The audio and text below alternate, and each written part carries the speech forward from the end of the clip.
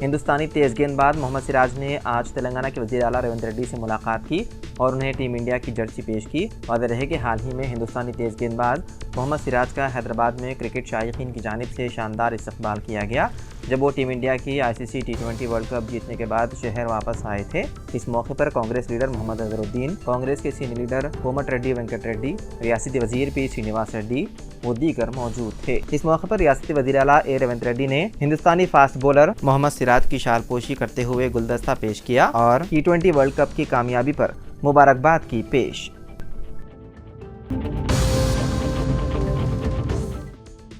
उत्तर प्रदेश इंतजामिया ने एक बार फिर समाजवादी पार्टी के सीनियर लीडर मोहम्मद आजम खान के रिजॉर्ट पर बुलडोजर चलाने की कार्रवाई शुरू कर दी। रिपोर्ट के मुताबिक मंगल को JCB के साथ पहुंचे SDM ने सरकारी ज़मीन पर बनी दीवार और इमारत को गिराने का काम शुरू किया। इंतजामिया के इस इक़दाम से इलाके में अफरा तफरी फैल गई। शहर के रुकन असम्बली आकाश सक्सेना की शिकायत पर मामले में तेज़ी से कार्रवाई की गई।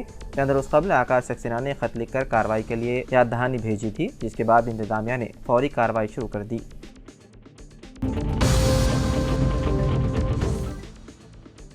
हैदराबाद के नेहरू जूलॉजिकल पार्क में सांप के काटने के बाद एक 24 साल शेख फरहान को अस्पताल में कराया गया दाखिल। उस पर रसल वाइपर सांप ने हमला किया था और वो इस वक्त उस्मानी अस्पताल में ज़ेर इलाज हैं। बताया गया है कि शेख फरहान गुज़िश्ता 4 सालों से हैदराबाद के नेहरू जूलॉजिकल पार्क में कॉन्ट्रैक्ट वर्कर हैं और वो जानवरों की देखभाल किया करता था। उस्मानी अस्पताल के डॉक्टरों के मुताबिक सांप काटने के बाद नौजवान के गुर्दे मुतासिर हुए हैं।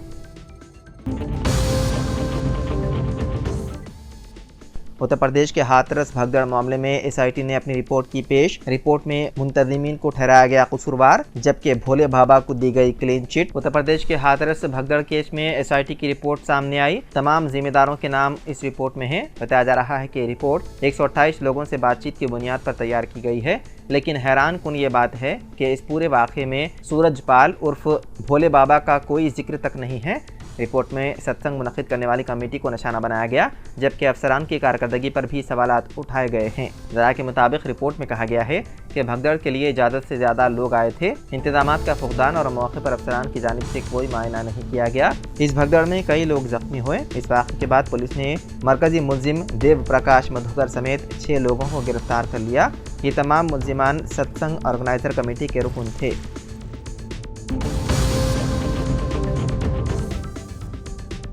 मोइनाबाद मंडल के सोरंगलू गांव के एक फार्म हाउस में पीर की आधी रात को मुजरा पार्टी मुनक़िद की गई थी। राजेंद्र नगर SOT पुलिस को इस बात की इत्तला मिली कि फार्म हाउस में मुनक़िदा मुजरा पार्टी में कुछ नौजवान लड़कियां और नौजवान लड़कों ने हिस्सा लिया, जिस पर राजेंद्र नगर SOT और मुकामी पुलिस ने मुश्तरका तौर पर फार्म हाउस पर धावा किया। पार्टी में शरीक 6 नौजवान लड़कों और 4 नौजवान लड़कियों को हिरासत में ले लिया गया। उन तमाम को मोइनाबाद पुलिस के हवाले कर दिया गया। बताया गया है कि मुजरा पार्टी में शरीक 4 लड़कियों को दिल्ली से लाया गया था। वो सब फार्म हाउस में फहश रक़्स करते हुए पकड़े गए थे। वो नीम बरहना हालत में गैर अखलाकी सरगर्मी में मुलव्वस थे।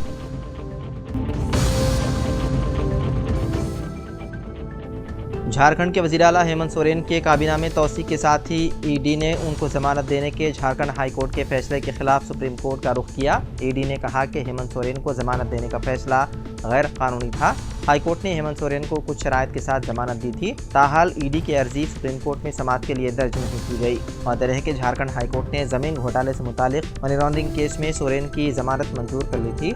अदालत ने अपने हुक्म में कहा था कि अब तक जो हक़ाइक़ अदालत के सामने लाए गए हैं उनमें यह मानने की कोई बुनियाद नहीं है कि सोरेन मनी लॉन्ड्रिंग के मुजरिम हैं। हाई कोर्ट का हुक्म जारी होने के बाद 50-50 हज़ार रुपये के 2 ज़ाती मचलके के साथ उनकी रिहाई अमल में आई।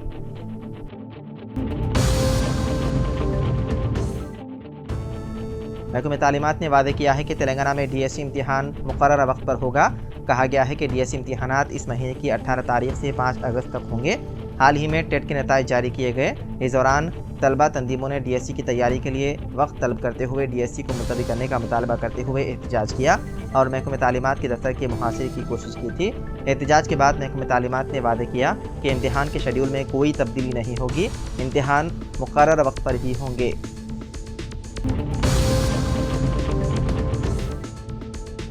असेंबली से इस्तीफा देकर कड़पा लोकसभा हल्के से मुकाबला करने साबिक वज़ीर आला जगन मोहन रेड्डी का मंसूबा। आंध्र प्रदेश असेंबली इंतखाबात में बदतरीन शिकस्त ने साबिक वज़ीर आला जगन मोहन रेड्डी को सियासी सतह पर काफी कमजोर कर दिया है। जगन मोहन रेड्डी को शिकस्त की उम्मीद नहीं थी, लेकिन 175 रुकन असेंबली में उनकी पार्टी को महज 11 नशिस्तें मिली हैं। असेंबली में अपोजिशन लीडर के ओहदे के लिए दरकार नशिस्तें हासिल नहीं हुई, लिहाजा जगन मोहन रेड्डी असेंबली से इस्तीफा देकर लोकसभा ज़िमनी इंतखाब में मुकाबले की मनसूबेबंदी कर रहे हैं। जगन ने कड़पा की पुलिवेंदुला असेंबली हल्के में 3 दिन क़याम करके हामियों से मुलाकात की।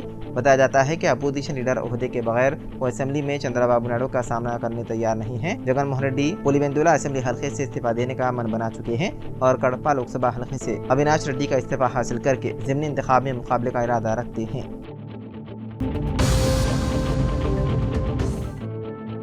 तेलंगाना हुकूमत स्किल यूनिवर्सिटी के क़याम के सिलसिले में जल्द फैसला करेगी। वज़ीर आला रेवंत रेड्डी ने इंजीनियरिंग स्टाफ कॉलेज गच्चीबौली में ज़ेर तामीर इमारतों का मुआयना करते हुए अहदेदारों के साथ तबादला ख्याल के दौरान हिदायत दी कि अंदरून 15 यौम स्किल यूनिवर्सिटी के क़याम के सिलसिले में आला पैमाने की तजावीज़ तैयार करते हुए रियासती असम्बली के इजलास से कबल हुकूमत को पेश की जाए, ताकि रियासती हुकूमत की जानिब से इस यूनिवर्सिटी के क़याम के मुतालिक फौरी तौर पर फैसला किया जा सके।